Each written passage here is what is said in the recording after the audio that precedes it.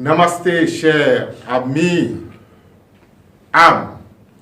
Le mot ami vient de âme spirituelle. Je vous remercie d'être encore une fois avec nous dans cette capsule de Aksharab International TV. Moi, c'est Maurice Awende, métaphysicien. Voilà qu'on s'est retrouvé encore pour parfaire notre conscience.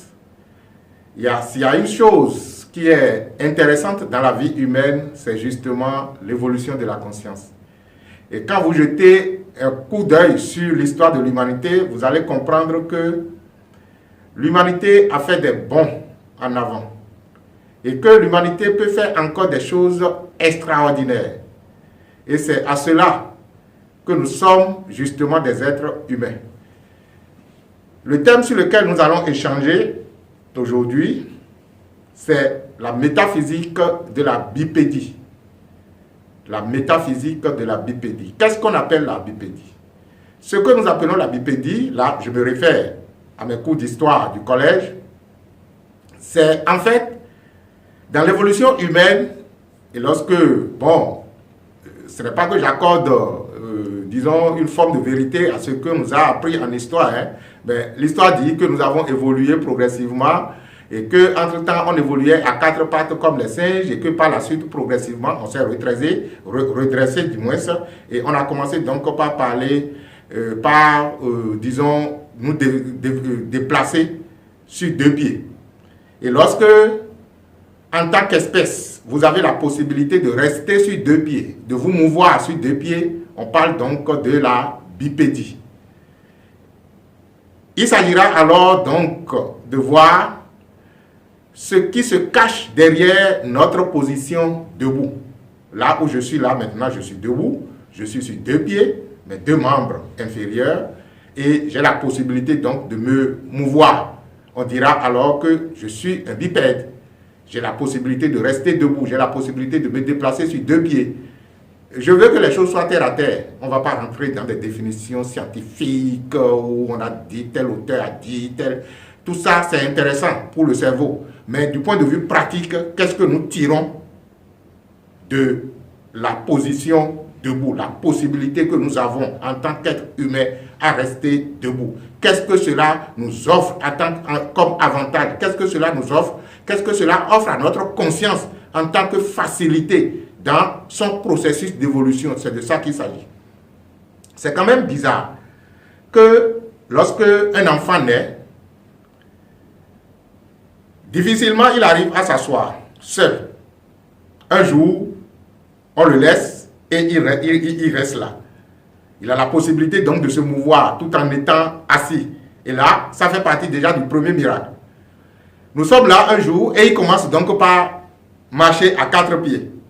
Il y a certains enfants qui, pressés en voulant marcher même déjà à quatre pieds, commencent déjà par soulever, c'est-à-dire qu'au lieu d'utiliser les genoux pour marcher à quatre pieds, ils n'utilisent pas les genoux, ils soulèvent légèrement les genoux et ils commencent déjà par utiliser les pieds. Et un jour, vous êtes là, il commence d'abord par se lever en gardant quelque chose, ou bien il appuie sur une chaise, il prend appui sur le lit et il se lève. Sa maman commence déjà par sourire, commence déjà par applaudir. Je ne sais pas qu'est-ce qu'il les fait sourire, qu'est-ce qu'il les fait applaudir. Est-ce qu'ils sont déjà en train de dire, bon, le prochain geste, on peut déjà commencer par préparer. Bon, ça, c'est juste pour vous blaguer. Donc, un jour, vous êtes là et l'enfant commence par faire des pas. Et là, tout le monde l'applaudit et on dit, waouh, il a commencé par marcher. Et ils sont tellement contents quand ils commencent par marcher que plus rien ne peut rester à sa place dans leur environnement. Ils courent partout et ils bougent tout.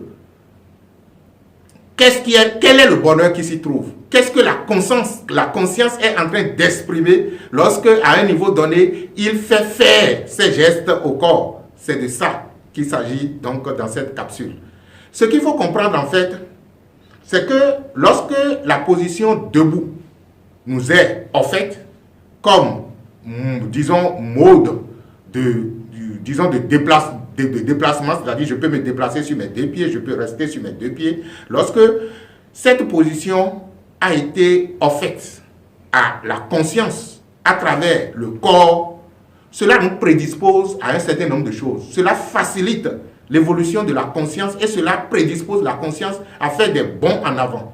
Lorsque vous regardez dans les espèces, vous allez constater que les seules espèces qui restent, qui utilisent cette position pendant de longs moments, c'est justement les espèces que nous appelons les oiseaux. Et quelle est disons, la caractéristique fondamentale d'un oiseau? C'est voler. Vous voyez? Donc, je suis en train de faire l'analogie entre, par exemple, cette position qui est la position debout, la possibilité que nous avons de marcher sur nos pieds, et je rapporte cela aux oiseaux, et je vous dis, les oiseaux volent. Et après le vol, ils peuvent se poser et marcher pendant un court moment sur les deux pieds. Alors, la position debout, voici sa signification. Ça signifie tout simplement que nous sommes, disons, l'une des rares espèces. Nous sommes, disons, l'une des rares formes que la conscience peut prendre et évoluer encore et encore et encore et encore de façon infinie et illimitée. Lorsque la conscience est arrivée à l'étape humaine, elle se félicite grandement d'avoir atteint cette étape-là. D'avoir atteint cette étape parce que c'est à partir de là que toutes les autres possibilités lui sont offertes. Je réexplique la chose.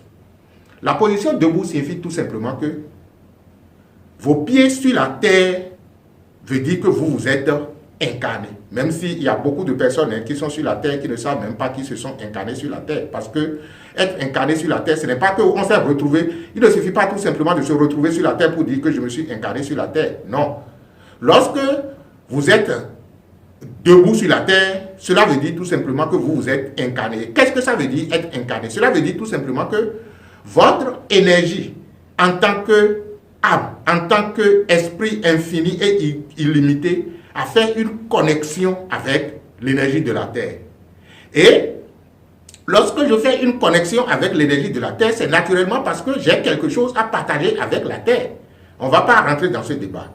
Le plus important ici, c'est de comprendre tout simplement que la position debout dit tout simplement que vous êtes connecté à la terre, c'est-à-dire que vous êtes énergétiquement connecté à la terre et que la possibilité que vous avez à avoir votre tête alignée sur la position verticale de votre colonne vertébrale veut dire tout simplement que votre tête est, c'est-à-dire qu'on dira que votre tête est dans les cieux. Parce que lorsque vous avez les pieds qui sont sur la tête en position debout, la tête est dans l'air, je pourrais dire, c'est-à-dire dans l'espace. Ça veut dire tout simplement que l'individu qui prend conscience qu'il bénéficie de la position debout de la bipédie, c'est cet individu-là qui, en fait, comprend que ses pieds sont profondément enfoncés dans la terre. Quand je dis pieds, comprenez, cette énergie, son énergie d'incarnation est profondément enfoncée dans la terre et que le fait que sa tête est dans l'espace veut dire tout simplement que son esprit est infiniment élevé dans les cieux. Ce qui veut dire que je ne peux pas être debout comme je le suis maintenant et estimer que je suis déconnecté de la terre, que je suis déconnecté de Dieu par exemple, ou de la vie, ou des cieux. Le simple fait d'être debout dit, je suis profondément connecté à la terre et je suis infiniment connecté aux cieux. Donc lorsque l'autre disait, notre Père qui est aux cieux, que ton règne vienne et que ta volonté soit faite sur la terre comme elle est accomplie dans les cieux. Vous comprenez maintenant que, en fait, par le fait que ma tête se retrouve dans l'espace, je suis connecté à toi. Par le fait que mes pieds se retrouvent sur terre, je suis connecté à la terre. Donc que ta volonté à laquelle je suis connecté à travers ma tête qui flotte dans l'espace s'accomplisse à travers moi sur la terre sur laquelle je suis. Vous voyez que la prière Notre Père, ça prend un autre sens. En fait, ce qui est important, c'est de comprendre les choses. C'est de chercher à comprendre le pourquoi des choses. En fait, il n'y a rien dans cet univers qui n'est pas de pourquoi. Et lorsque je retrouve le véritable pourquoi de quelque chose, j'ai alors le pouvoir que incarne cette chose. J'ai le pouvoir que incarne cet événement. J'ai le pouvoir que incarne cette, disons, je vais dire quoi? De toutes les façons, comprenez ceci. Nous sommes l'une des rares formes que la conscience admire, que la conscience, disons, se félicite d'avoir créé parce qu'à travers la forme humaine, à travers les possibilités que les humains peuvent se donner, la conscience sait qu'elle peut évoluer infiniment, qu'elle peut faire du bon en avant, tout simplement parce que nous sommes sur la terre, mais nous ne sommes pas de la terre. C'est pourquoi l'autre dit, vous êtes dans ce monde, mais vous n'êtes pas de ce monde. C'est-à-dire que nous sommes en même temps connectés aux cieux pendant que nous sommes sur la terre, à travers le simple fait que nous avons la possibilité d'être debout. Alors, je canalise l'énergie du ciel qui circule à travers moi et qui nourrit la terre. Je prends l'énergie de la terre qui circule à travers moi et qui va rendre au ciel de ce que je suis en train donc d'accomplir sur terre. Merci à vous, chers êtres humains, d'être suffisamment connectés sur la terre et d'être suffisamment connectés aux cieux pour l'accomplissement donc de la volonté du Père, notre Père qui est aux cieux, que sa volonté s'accomplisse à travers vous. Merci à vous, Aksharam International TV, que les bénédictions soient.